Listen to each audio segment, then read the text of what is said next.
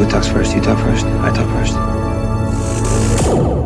On the topic of Lego, I guess we'll go ahead and address it, which is the Lego Slave One issue. You know, this was something I wasn't going to talk about, but I thought it was interesting, and there's a perspective of this that a lot of people aren't talking about, so I would like to share mine. And, you know, first of all, let me preface this by saying that I really don't care about the name change. But for those of you that don't know what I'm talking about, there was an interview with James Burns. He's revealed that Disney has talked about renaming Slave One's famous name. Queried about the soft reset of Boba Fett's Starship, and Lego Star Wars designer director Jens Kronvlod, I think that's how you say it, and the lead designer Michael Lee Stockwell had this to say about it. Now, I don't have their quotes to read on screen here, but I could show you a little picture of Lego Boba while we talk about it. So what they said was, oh God, where did I put it? Sorry, guys.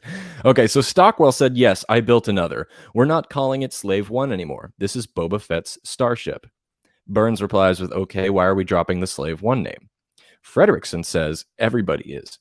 It's probably not something which has been announced publicly, but it is something that Disney doesn't want to use anymore. So I guess you could say the issue at hand is Disney doesn't want to use the name Slave One for its marketing of this product in Lego anymore. Now, we're not sure exactly if this is going to reset the name of the ship in the live action movies or TV shows or the Book of Boba Fett, but it is already happened for the Lego product release. I don't really have an issue with this, mainly because, you know, I think the ship is cool. It's probably one of my favorite ships in Star Wars. You know, the design is brilliant. Made by Ralph McQuarrie a long time ago. But, you know, one thing why I'm not worried about is because, one, Disney hasn't said anything, but also if you look on the Star Wars website in their data bank, it is still registered as Slave One. And, you know, it's understandable they might want to change it for something like a Lego release because this is something kids will play with and, you know, they don't want to associate the name slave with it. But one thing I wanted to talk about was, where did the name come from? Why is it called Slave One? And knowing that answer would justify your position on whether they should or should not change the name. So let's talk about where the name Slave One actually comes from. And it's actually all the way back from Legends Star Wars, you know, before any modern day approach from Disney or anything like that. So this ship, quote, the Slave One, was actually a attack ship and a defense ship surrounding the planet of Uvu 4. I think that's how you say it. Ovo. It's OOVOO. And that was a prison planet. Ovo 4 was a prison planet that Boba Fett was a prisoner of. And I don't remember how he got in it or anything like that, but he was a slave on Ovo 4 planet.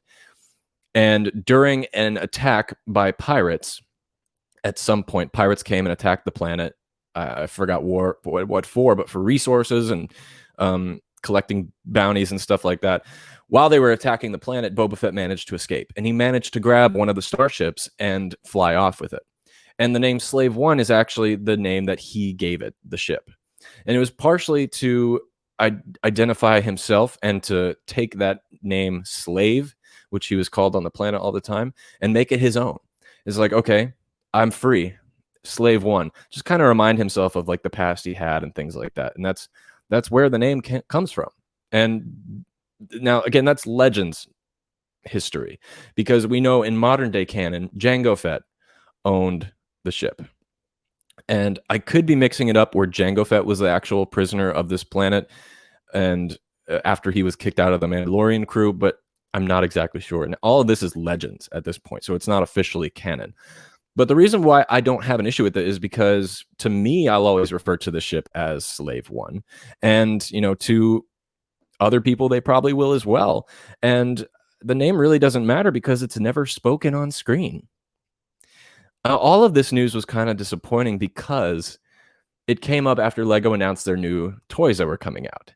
And they dropped some really cool Legos. And unfortunately, the only thing people are talking about is the name of the ship, which shouldn't even matter. But they dropped this really cool starship from The Mandalorian, which is finally getting released, and it's really cool. It has bullets that you can actually fire from it, and the characters are so great.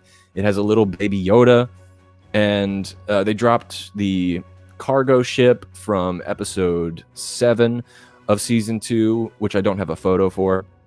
And then, of course, a miniature version of Boba Fett's Slave 1, which is available as well. And all of it is really cool. You know, Lego does a great job.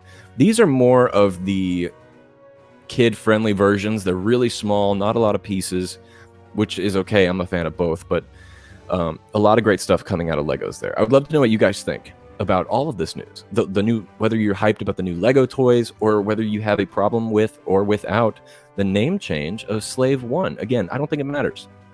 It's never been spoken on screen, and I don't think it ever will be spoken on screen. I think it's just Boba Fett's ship. Let me know what you guys think.